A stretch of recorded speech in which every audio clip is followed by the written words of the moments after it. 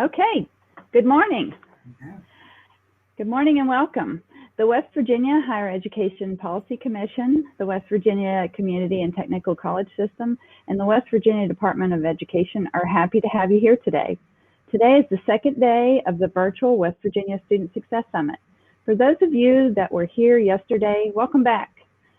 If it's your first day here today, I will be going over a few housekeeping items. This platform works best on a laptop or PC. If you're using a cell phone or other handheld device, you may not be able to access all of the platform functions correctly. As you will see on the left toolbar, we have the reception area, plenary stages, sessions, networking, and gallery area. 5 minutes before a session, you can go to the Sessions tab and then select the session you wish to attend.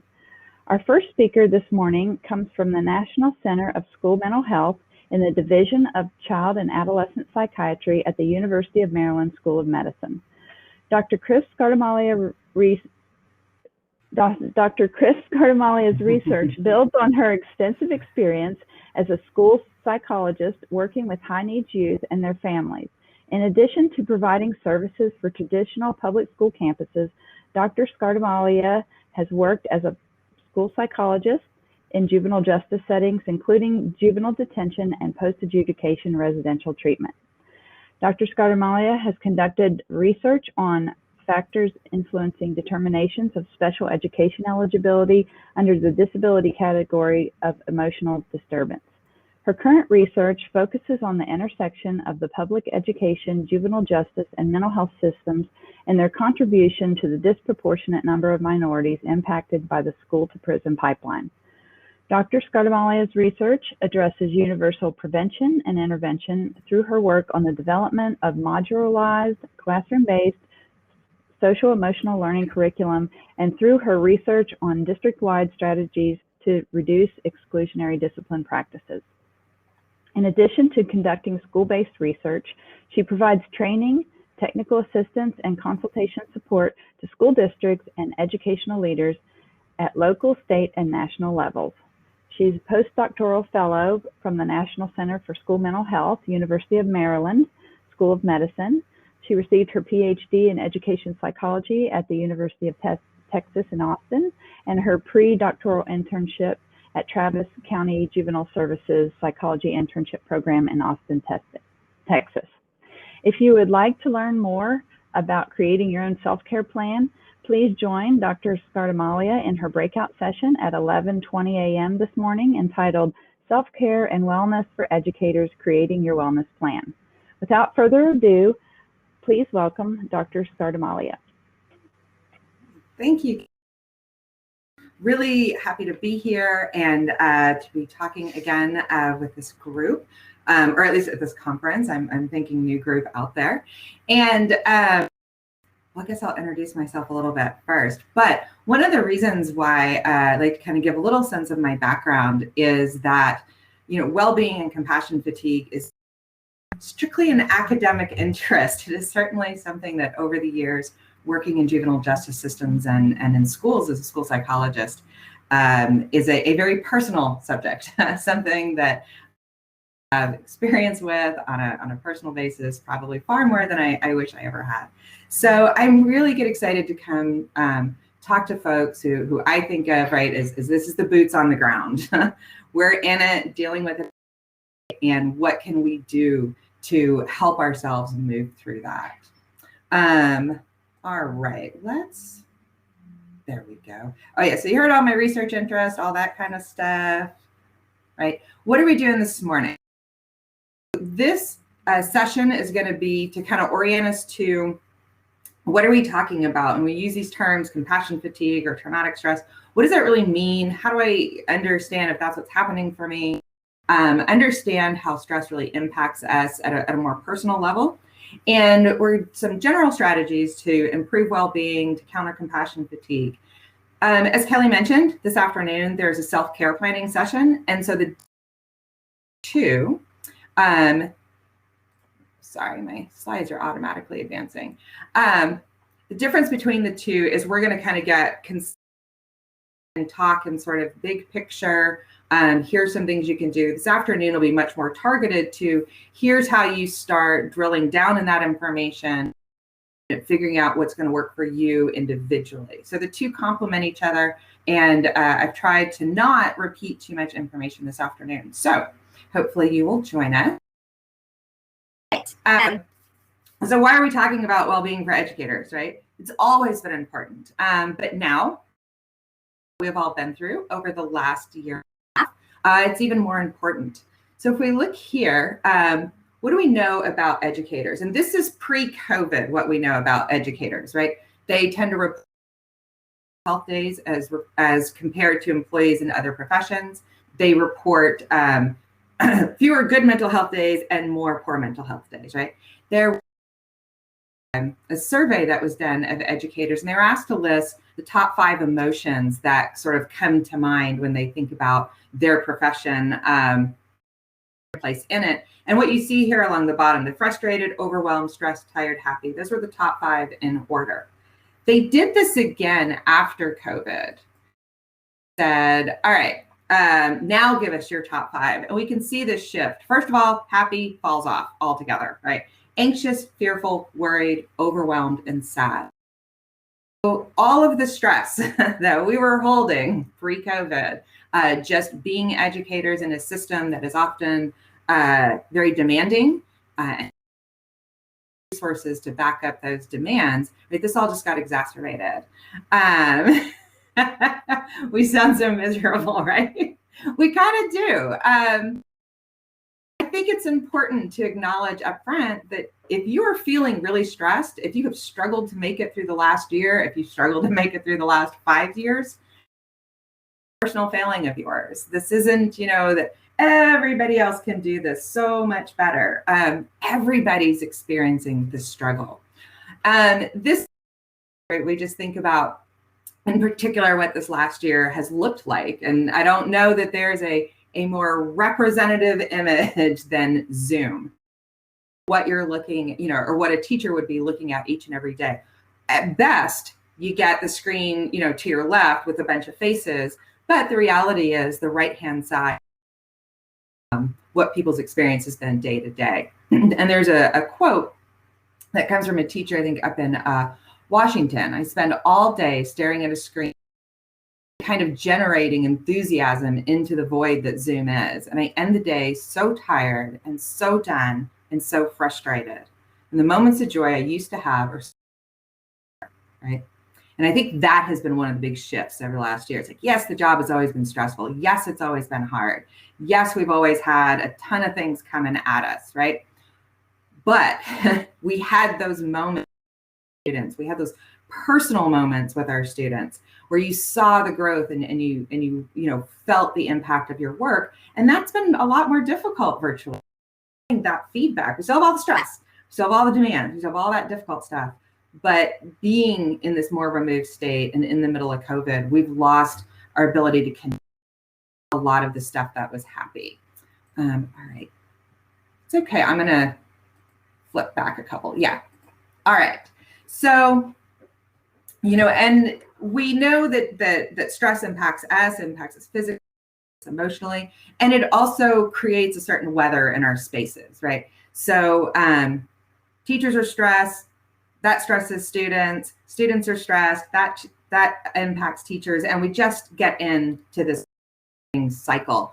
And not just teachers, I do try to use the term more educators, because it's really everybody in the building, right? It's the teachers, it's the administration, it's the school social worker, it's the nurse, it's the folks in the cafeteria, it's your janitorial staff, it's everybody who has a space in that school during the day. So it's important for us to be mindful of our well-being, of others' well-being, because it impacts, our entire space.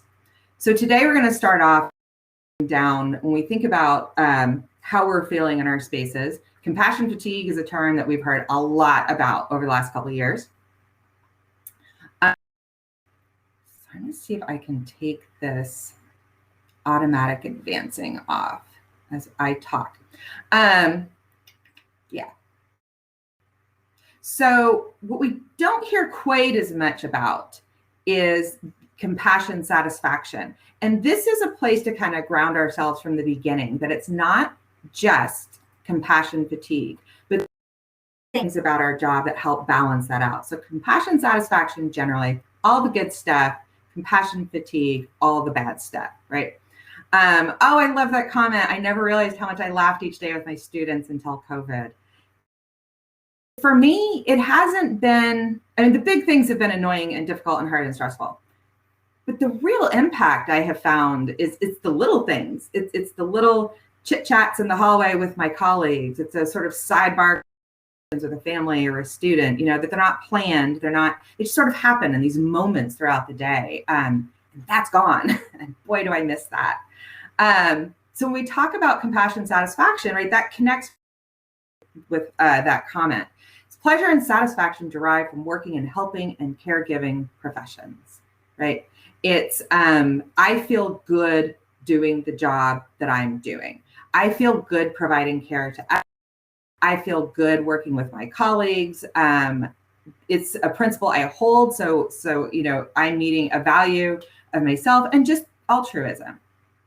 The flip side of that is compassion fatigue. So caring for others can be really, you know, beneficial, and it can very much improve our mood and make us feel good about stuff, but it's something out of you also, right? Now, in a perfect world, we get a nice balance. We're sure it still takes stuff out of you, but we're able to be refreshed.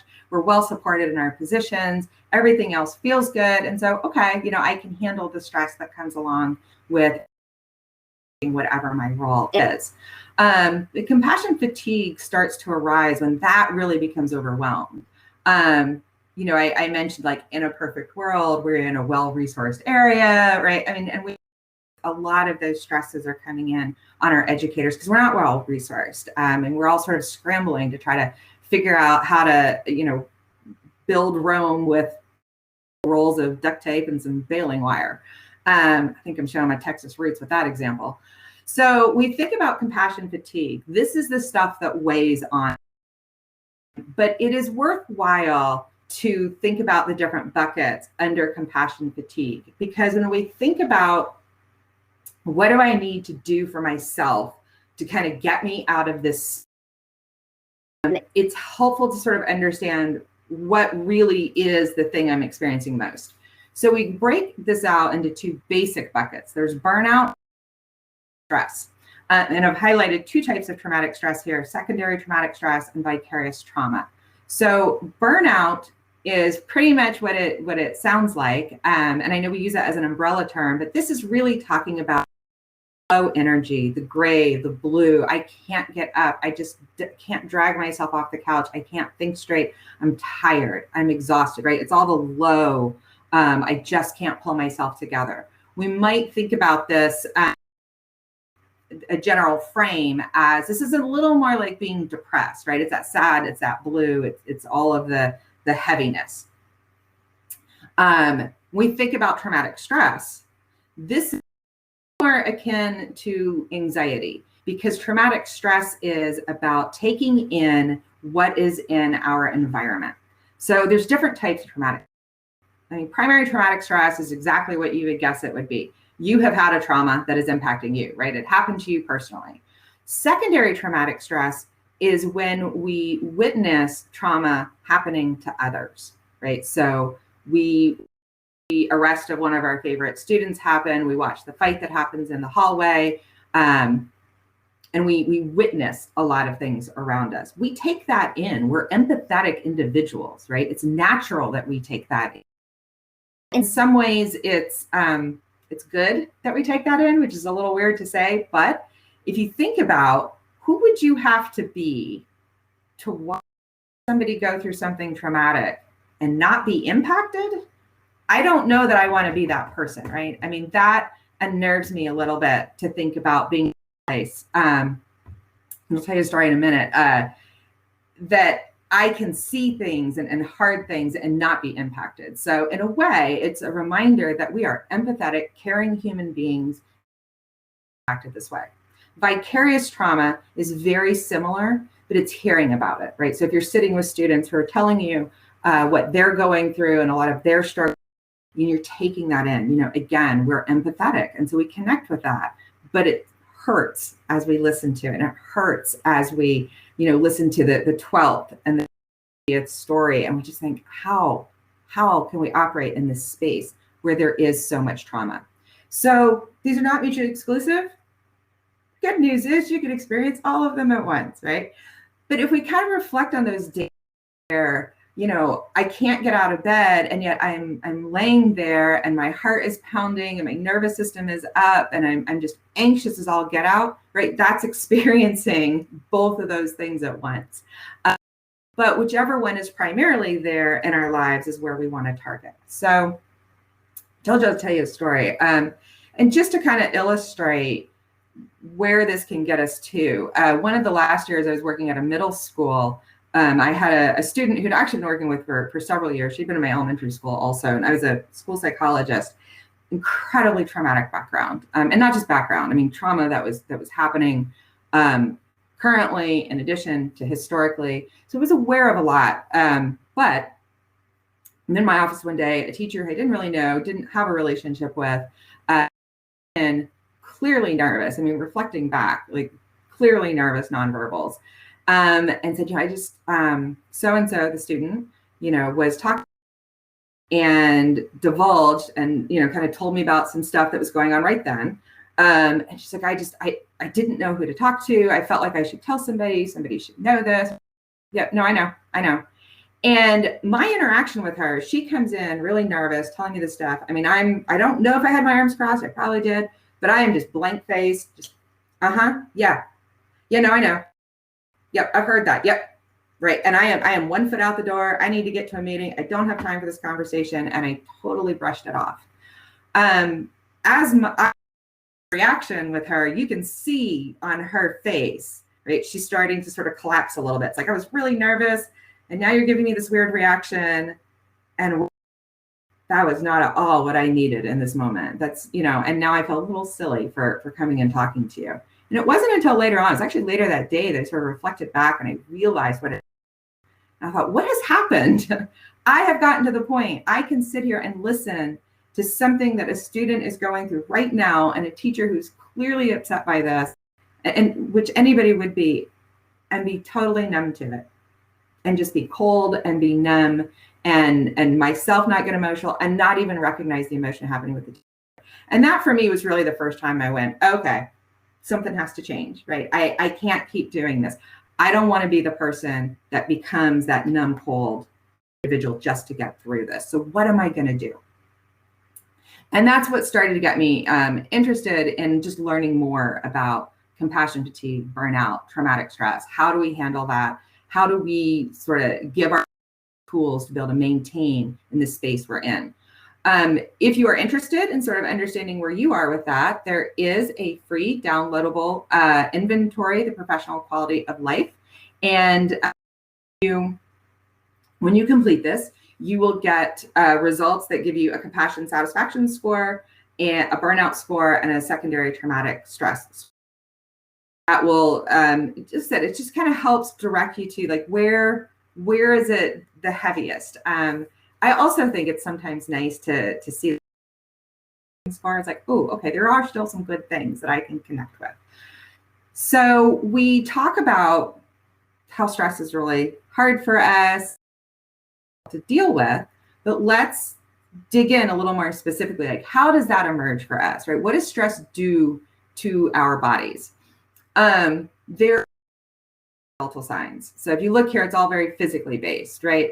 That there are times when you're really stressed that you might be getting frequent headaches, biting nails. Like I tend to pick at my cuticles, at that picking skin, tapping your feet, just kind of excess motor energy a lot, tense muscles, tense backs. I know for me, one of my big signs that I'm like really stressed place is my shoulders go up. Like we think about how we carry our stress in our body. I will sort of check in with my body and realize my shoulders are literally up here. And I'm like, oh, let me, I need to do a couple breaths. I need to do something because I am not in a good space right now, right? And it's that sign to me to kind of check in and what do I need to do? And restlessness. Also some physical signs, more visceral, right? This really kind of involves more our nervous systems. Dry mouth, heart pounding, dizziness, all kinds of gastrointestinal issues, sweating, insomnia. Yourself, maybe you can get to sleep at night, but an hour later you wake up. And then you eventually go back to sleep and an hour later you wake up, right? That kind of intermittent waking and insomnia. And the last slide in this one, these physical signs, these are really easy to discuss as, oh, I must be getting a cold, or I'm just getting old and achy, all that kind of stuff. This slide here talks more about our emotions and our psychology. It's really important to sort of pause here and think about this. So stress looks like being forgetful, being nervous, being angry, being irritable, being edgy, right? And when you just seeing kind of every little thing, or those days or weeks or this last year, months, when it's like, I just, yet again, I forgot my wallet at home. Yet again, I forgot to answer that email. Yet again, I picked this up or I forgot that. And we start to internalize this and we start to take this in as, I'm not doing a good job. I'm not cut out for this, right? I've got to get away from it. And we don't always recognize that those aren't personal failings of yours, right? That, again, this is stress emerging in your life. And these are all very predictable signs of stress that to say, okay, I need to figure out something a little different, and not, signs to just be harder on ourselves. Oh, I shouldn't, at my partner like that when they asked where I wanted to eat. I should have been, more compassionate with my child. I mean, all these things that we then beat our.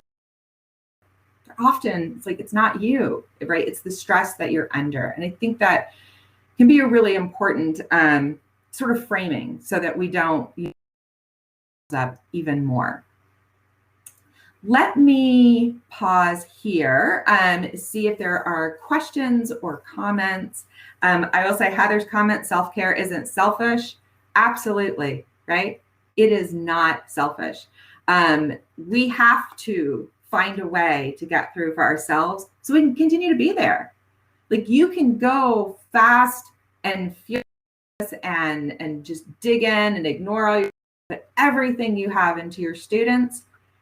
And you might be able to maintain that for a few years at best. It's where are you out? And then where are you? And then where are your students, right? So again, being in a helping, caring profession, we tend to always put others first. It's really common for us.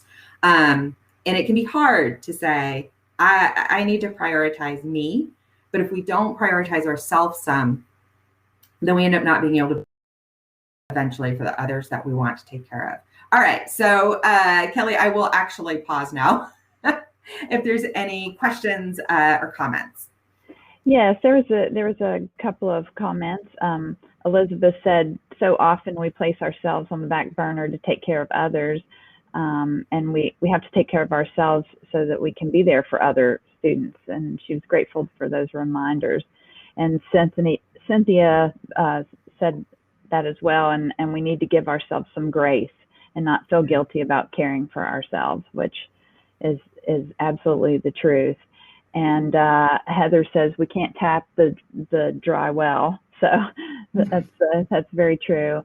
Mary says we take care to look good on the outside when we need to start each day with the inside, and that's a good point too. Jason says his Saturday morning long runs in the woods are his self-care. Just breathe and put one foot in front of the other for a few seconds. So yeah. I think that's true. We know that we need to take care of ourselves, but sometimes we just need that reminder that hey, you need to do a self check because we can't keep going at this speed. Yeah. So yes. So yeah, great comments. And questions also in chat or in the Q&A. And it is, good reminders because even myself, I do talks on this all the time. I've been doing a lot more work in this over the last year and a half.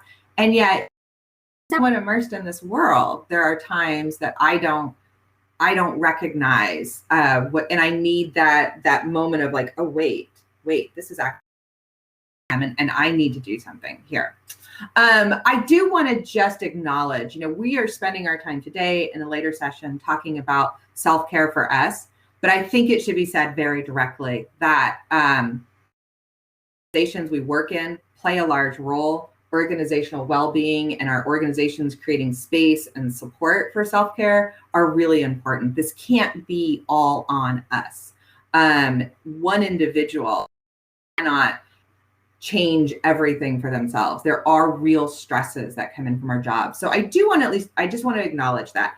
That's a whole other talk. That's a whole work. But I do think that the talk around self-care, particularly over the last year, has become a little, it can tip over sort of into the victim blaming area, right? Like, well, if you would just take more hot baths and go for a walk, you wouldn't be so stressed. And you need to take better care of yourself because we need more from you. I think that's certainly something that it's always kind of been there, but it feels like it's really cranked up.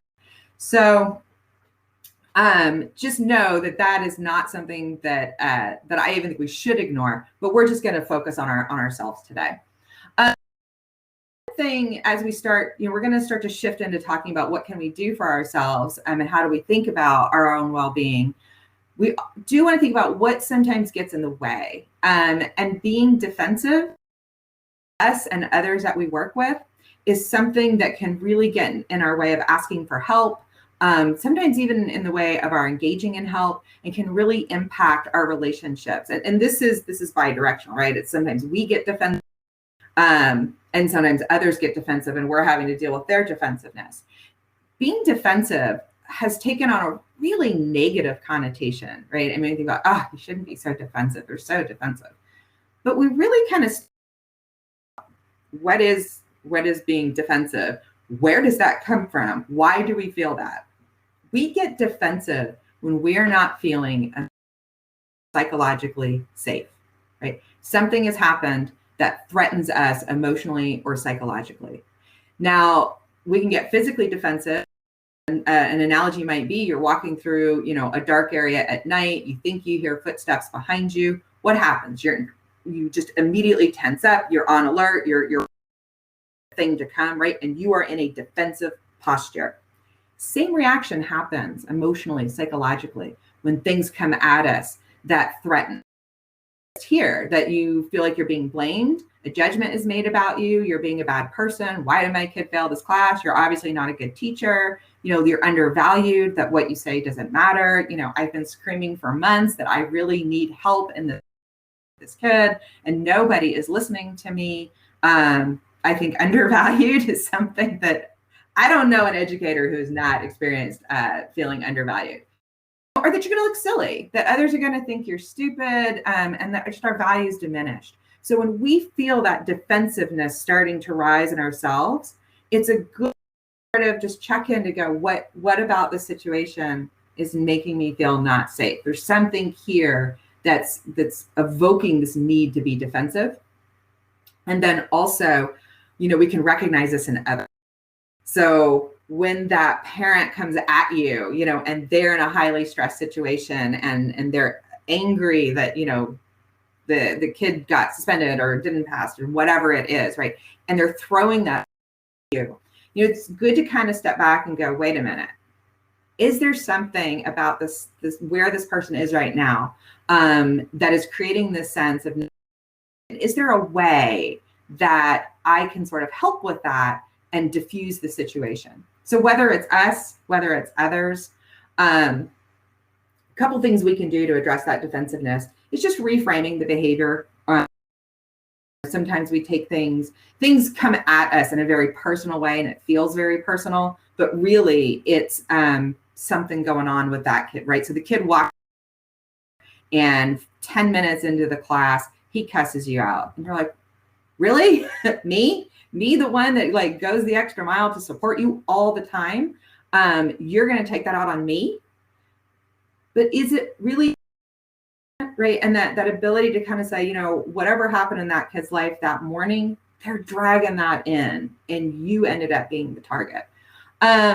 If you can reduce the perceived danger, right? So if you're an administrative position and you're trainee or supervisee is reacting defensively, right? Is there something as a supervisor I can do to make them feel a little safer, right? Are they taking my feedback as you're clearly not cut out for this profession and you should go figure out something else to do in life? Is there a way that I can give feedback that doesn't feel quite so challenging or so personal? Asking questions rather than making statements, right? Always checking where we are. Robin, that's a really excellent point. And so what Robin said in chat, sometimes I take it out on the ones we can trust. And absolutely, sometimes it's that defensiveness coming up, but a lot of times with our kids, they do blow up at the person that they know they can trust because you aren't going to hurt them, right? And for a lot of our kids, there's not a lot of other people in their life that they can that and be, really certain that they're not going to get hurt as a result. And I don't mean just emotionally hurt, right? So they've got that anger, they've got that frustration, they've got all that emotion, and it's going to come out sooner or later. And so oftentimes it comes out space that feels the safest. And the challenge of that is then it's usually with the people who have been providing them the most support, and it can feel almost betraying, right? It's like, I have fought with the administration for you, I've done everything, and this is what ends up happening. So just remember, a lot of times it's because you're the one person they are positive will not hurt them, and that's a big deal. Other ways to kind of decrease defensiveness, moving from dogmatism to openness, again, that space, kind of stepping back. Are there things I'm not thinking about? Are there questions I'm not asking? And then just treating people as equals and giving yourself grace, right? I mean, no, you didn't have the best day. No, that wasn't the best lesson. Yes, you could have handled that interaction a little better. Did you do the best you could in the moment? Yep. That's what matters, right? So let's more specifically about components of well-being, right? So one model is this POISE model. Physical, occupational, intellectual, social, and emotional. These are all areas that really feed our well-being. It can be helpful to identify where am I doing good here, and where could I maybe do a little more? Like where can I sort of boost? All right, so we're going to start with physical health.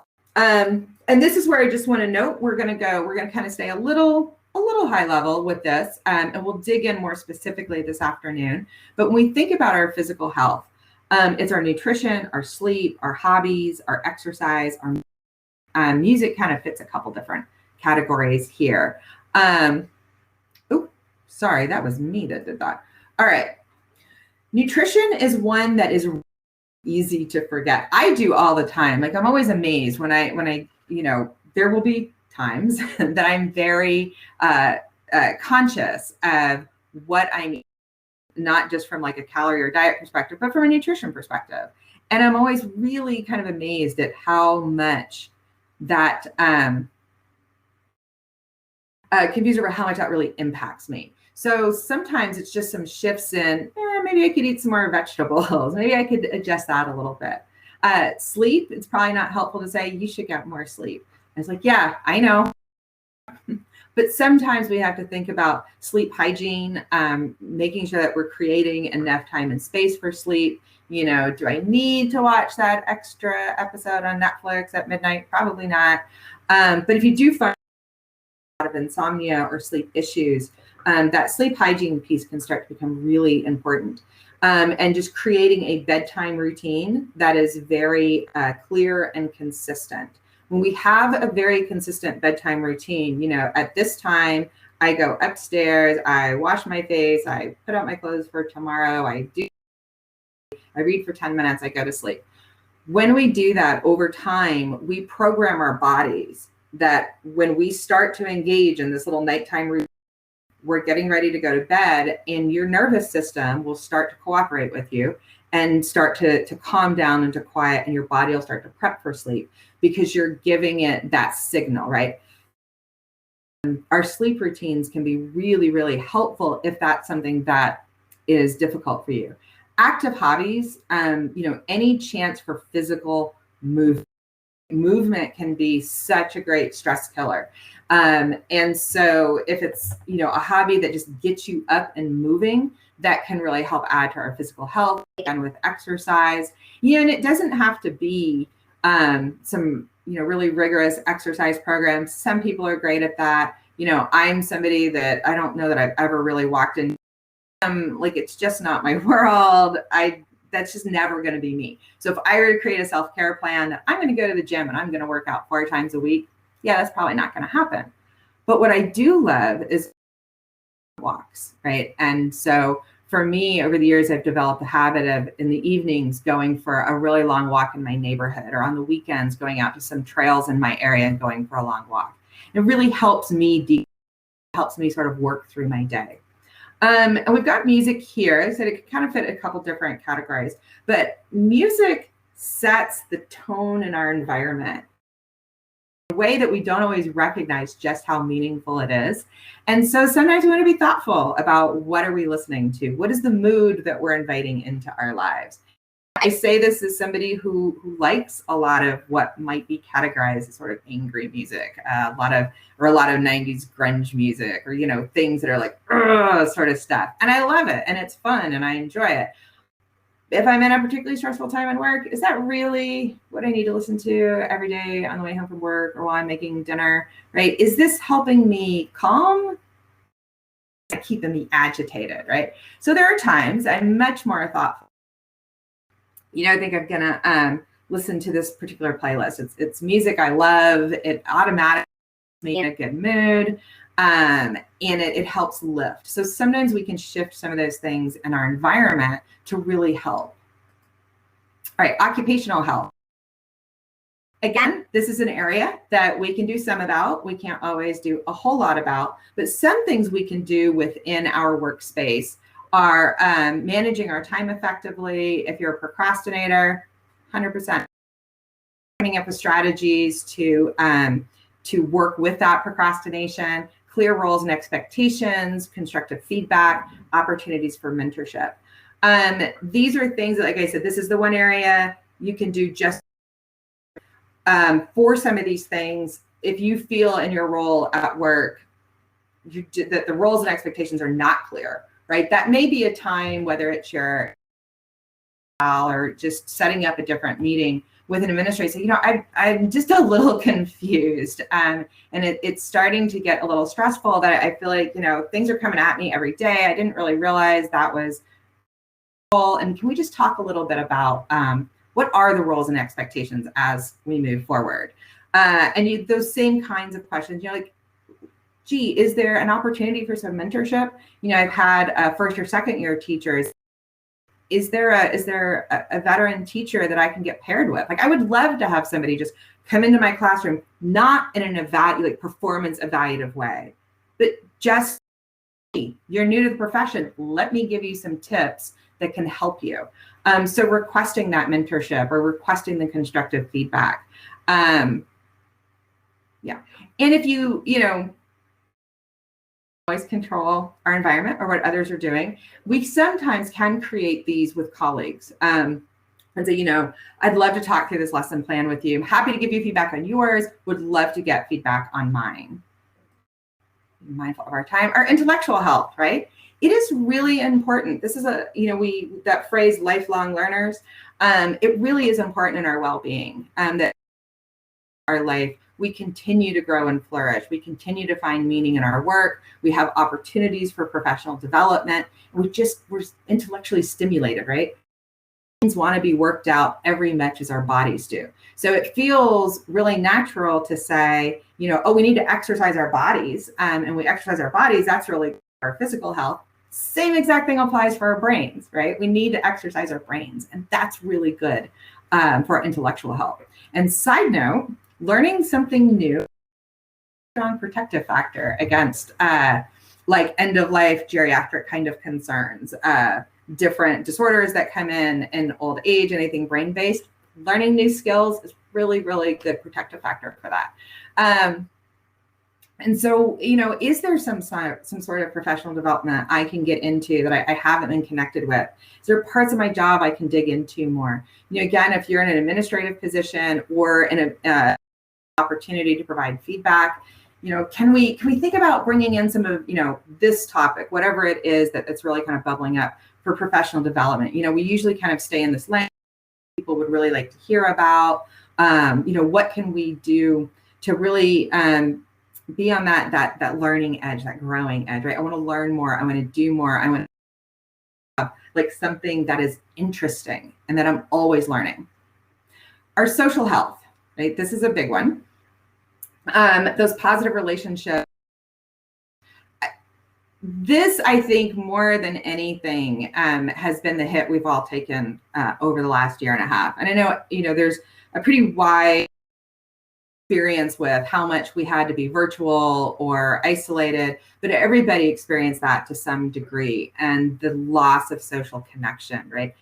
Comment back in the beginning about those little moments with our students, but also these little moments with our colleagues, with our friends, with our family, right? It's been really hard taken away. And I have found that certainly when we were in the thick of it, you had to be very intentional about keeping those social connections, and really sometimes about how can I have those social connections and not be in person, right? And how do I balance that?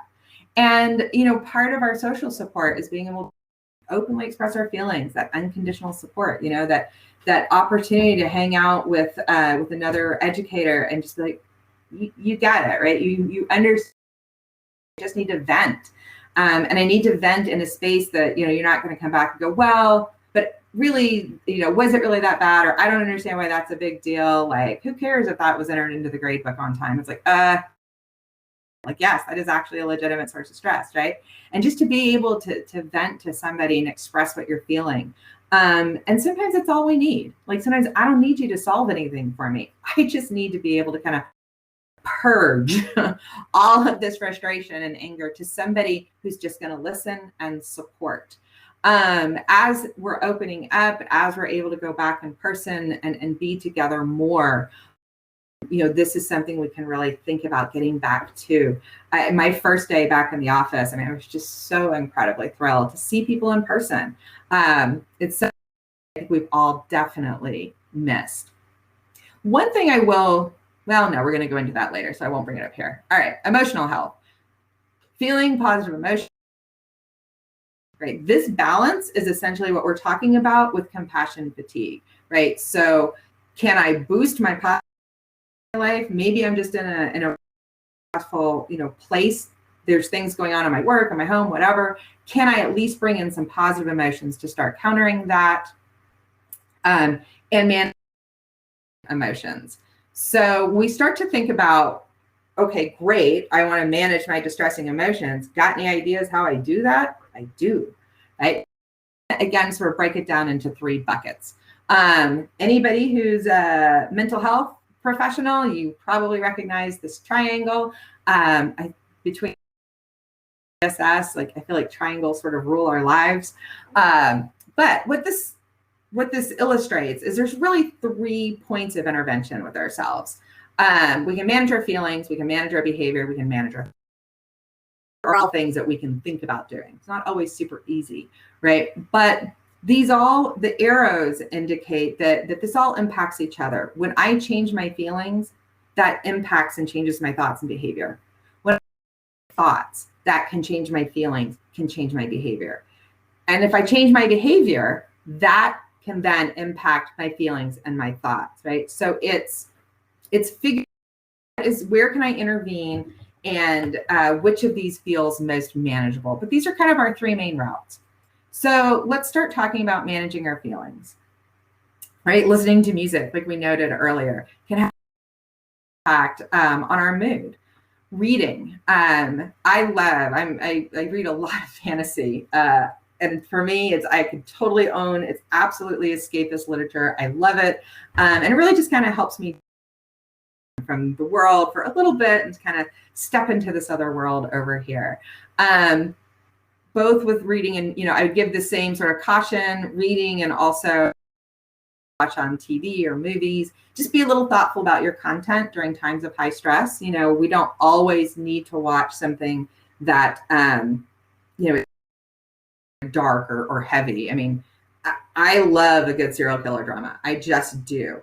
Not always what I need in my head during times of high stress, right? That intentional about watching a comedy or just something light and fluffy and feel good, right?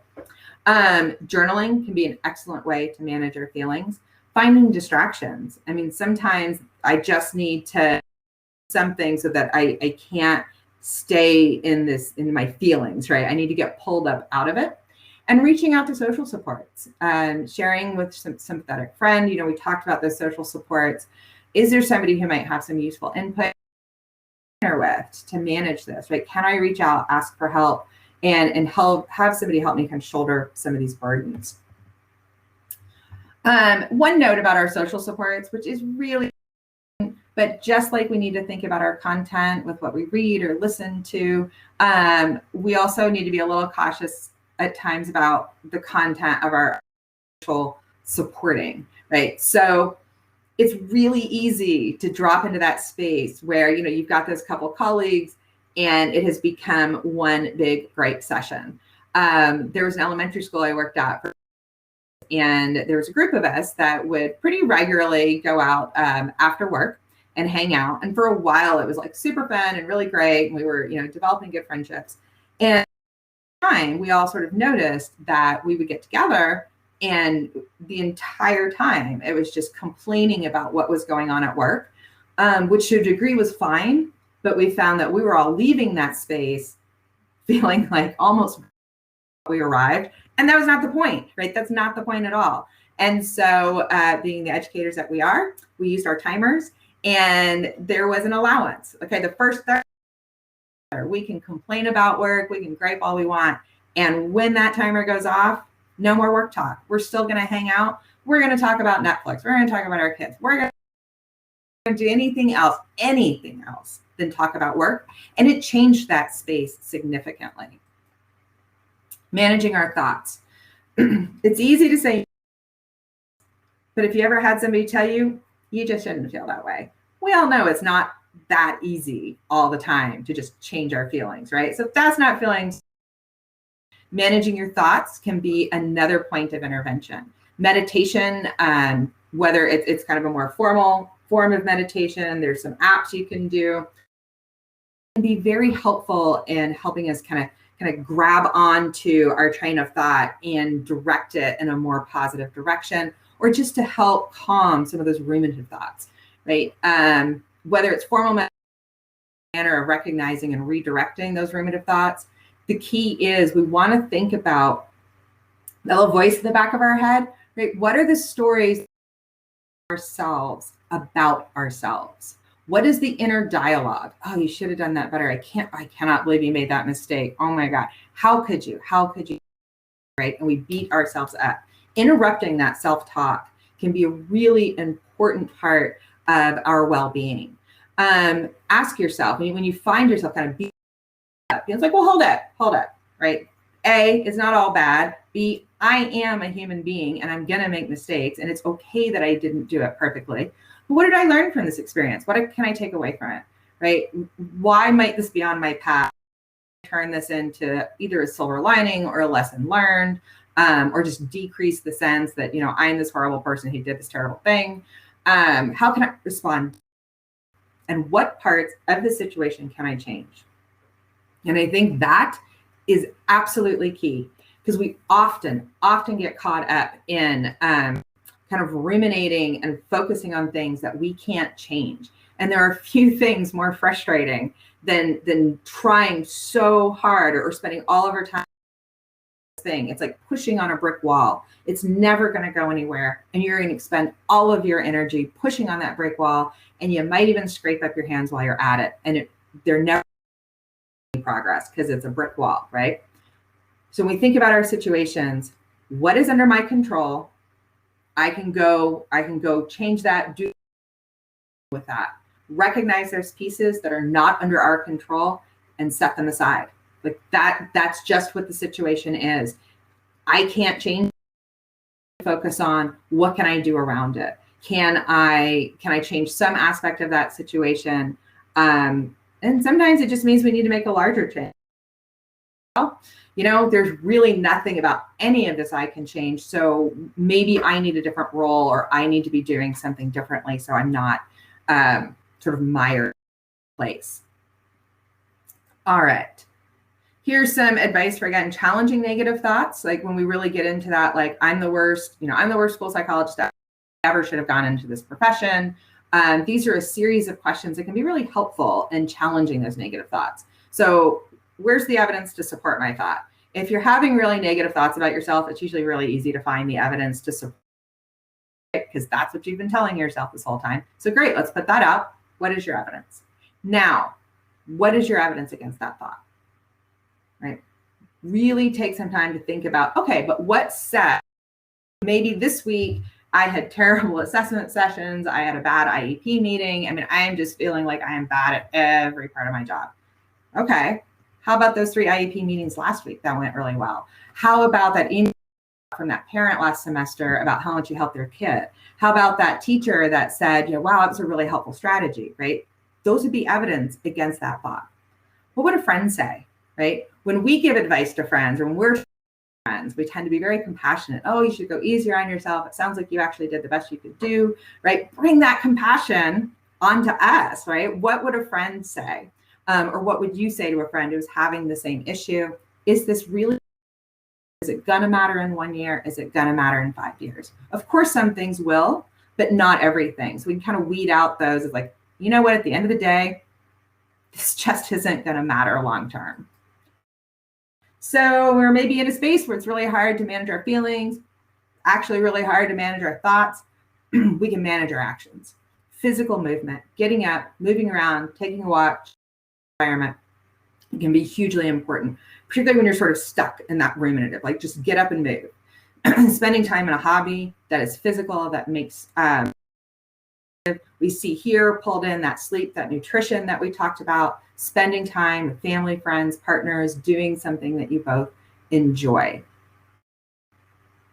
All right, there's a couple suggestions here for just kind of in the moment, right? Some of those other strategies are just how you set your environment and long-term yourself up for well-being. No matter how good we are, we're gonna have our stressful days. We're gonna have our really hard days. So what are those kind of quick in the moment things we can do? Mindful breathing exercises, muscle relaxation breaks, movement breaks, right? If you're ourselves, I mean, if you're alone in your office, you can get up and do some jumping jacks or whatever movement you like. If you're with a class, you can take a wiggle break, right? Let's say, guys, everybody up, push your chairs back. Let's just wiggle it out, right? They can be quick, but they can be really helpful in just sort of resetting the mood, either for ourselves or for our room. Everyone's like, you always talk about breathing. Psychologists always want to talk about breathing. Yes, we do. You know why? It's really important for our stress levels. Really, really. And I know we are getting close to 10, so I'll give you just a very quick. You'll Google breathing exercise. There's dozens of ways. The way that I have found that I like, because it's very simple, it's very straightforward, and I've taught it to kindergartners, is just a 5-5-5. So you breathe in for 5, and you breathe out for 5, right? You can count it off on your hand. I'm breathing in, I'm holding, and I'm breathing out. And on my other hand, I count how many times I did that. So 5 rounds of 5-5-5. I can do it all on my fingers. It takes maybe 90 seconds to get all the way through. And it's just that we're our brain the oxygen it needs to start to feel less stressed. It calms our central nervous system, and we can start to move forward again. All right. Mindful moments, just creating time. This might be the beginning of a class, the beginning of a session. Let's just take a moment to reflect on something positive, or sometimes just to be quiet in this moment. I find particularly like elementary school, just a moment of quiet can be really, really nice. Round robin shout outs, right? Just compliments, going around in a group, say something nice about the person to your left, and gratitude journals. really helpful in general, but a gratitude journal specifically can help us focus on the positives in our life. There's always something positive. It doesn't mean that the positive is outweighing the negative at any given time, but there's always positive, and gratitude journals challenge us to find something positive about the day, right? So a pretty standard exercise for a gratitude journal is at the end of the day, you just write down 3 things you're grateful for. It tends to be more helpful to actually write it, not just think about it, write it out. I am grateful for, I am grateful for my colleague who was so supportive with that student this afternoon. I am grateful, this is where I'm at. I'm having a hard time coming up with that, but I'm grateful for my supervisor who saw that I was working really hard today. I've had things like, I am really grateful that I hit every green light on the way into work today because I was running late. And that was just a day that was kind of one of the best things I could identify about the day. But it gets you in the habit of also acknowledging that is there and that we can find when we look. All right, I want to end with, we're going to have a moment for a couple minutes for any comments. And go ahead and type any questions that you have. Kelly, give you a second to sort of think about any comments that we might want to go over. And I just want to leave you with this quote. If you've been in my sessions before, I know this is familiar to you, but it's something that really grounds me. To finish each day and be done with it. You've done what you could. Some blunders and absurdities have crept in. Forget that you can. Tomorrow's a new day, and you shall begin it serenely and with too high a spirit to be encumbered with your old nonsense, right? Set it aside. It's a new day. All right. Do we have questions, comments in our last couple minutes? Yes, we have a lot of comments about love the presentation and everything was really helpful. Good way to start the day on day 2 of the summit. Thanking you for this. We also want to remind you that Chris will be showing us how to do this at 11:20 as well. If you're interested in her session, we'll be making our own personal self-care plans. But we have lots of positive comments coming through. They're almost too fast to read. Thank you. Very uplifting. Great way to start the morning. I think everybody feels pretty energized, and I know I do. So I want to thank you, Chris, for your presentation this morning and getting us going in a good way. And I want to make note that this session will end in a couple of minutes, and take that time to go to the galleries and check out the vendors. Also, you can network with other people. And when the first session starts here at 10:10, you can go to the sessions tab on the left side and click that, and then select the session that you are going to attend. So, all right. Well, thank you so much. That was awesome. Wonderful, Chris. Thank you for inviting me. I really appreciate the opportunity to come talk. And thank you. And thank you for being a great group and all the really, really lovely feedback. It's really nice. Reach out if you have questions. Hope to see you guys 11:20. And we're going to go, like I said, into a little more depth, a little more detail. It'll be just kind of a brief overview of some things for those who attended the session, but it'll be a lot of new stuff, not a lot of rehash, just if you're wondering why you would want to attend the second one. So you guys have a great rest of your day and a great and I hope you enjoy the remainder of your summer and look forward to an awesome school year. Thank you.